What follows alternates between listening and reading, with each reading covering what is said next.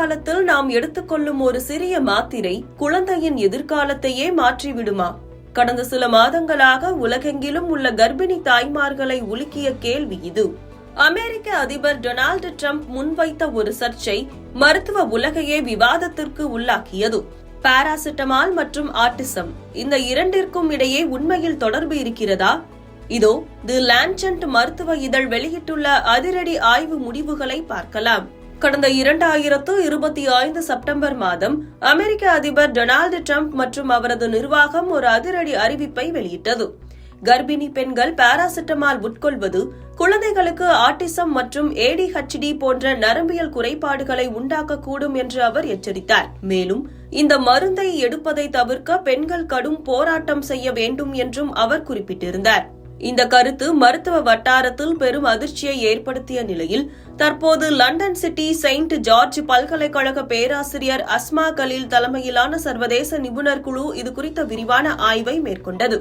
உலகளவில் மருத்துவத்துறையின் மிக உயரிய அங்கீகாரமாக பார்க்கப்படும் தி லான்சென்ட் இதழ் இந்த ஆய்வை வெளியிட்டுள்ளது. இந்த ஆய்வு ஒரு கோல்டு ஸ்டாண்டர்ட் வகையைச் சார்ந்தது. அதாவது ஒரு முடிவுக்கு வருவதற்கு முன்பாக லட்சக்கணக்கான பெண்களை உள்ளடக்கி உலகம் முழுவதும் நடத்தப்பட்ட 43 விரிவான மருத்துவ ஆய்வுகள் இதில் தீவிரமாக மீளாய்வு செய்யப்பட்டன. குறிப்பாக ஒரே குடும்பத்தில் பிறந்த உடன் பிறந்த குழந்தைகளை ஒப்பிட்டு இந்த ஆய்வு மேற்கொள்ளப்பட்டது.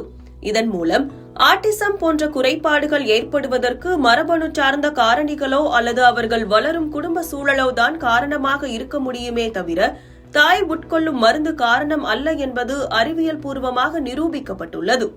கர்ப்ப காலத்தில் காய்ச்சல் அல்லது கடுமையான வலி ஏற்படும் போது மருந்து உட்கொள்ளாமல் இருப்பது அதிக ஆபத்தானது என்று இந்த ஆய்வு எச்சரிக்கிறது. காய்ச்சலை கட்டுப்படுத்த தவறினால் கருசிதைவு ஏற்பட வாய்ப்புள்ளது அல்லது குறை பிரசவம் நிகழலாம்.